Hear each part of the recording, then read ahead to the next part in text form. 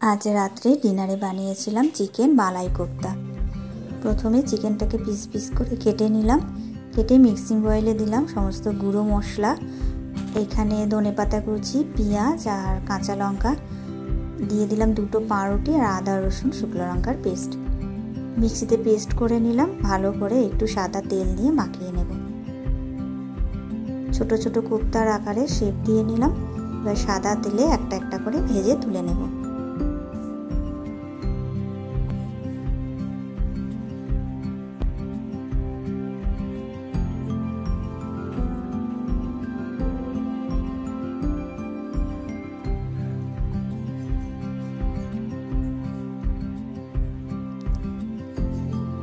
ওই তেলের মধ্যেই গোটা গরম মশলা ফোড়ন দিয়ে কাজু বাদাম, পেঁয়াজ কুচি আর রসুন আর কাঁচা লঙ্কা দিলাম, আর একটু চাল মগজ একসঙ্গে ভেজে মিক্সিং বয়েলে পেস্ট করে নেব।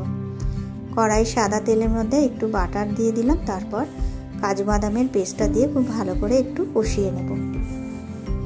কষানো হয়ে গেলে লঙ্কার গুঁড়ো, জিরের গুঁড়ো, লবণ দিয়ে আবারও ভালো মতো একটু কষিয়ে নিলাম।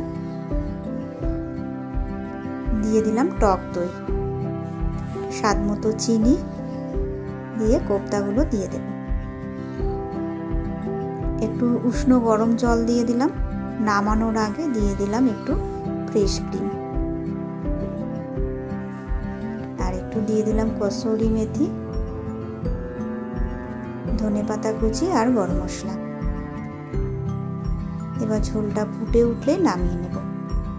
গরম গরম মালাই কোপ্তা বাটার নানের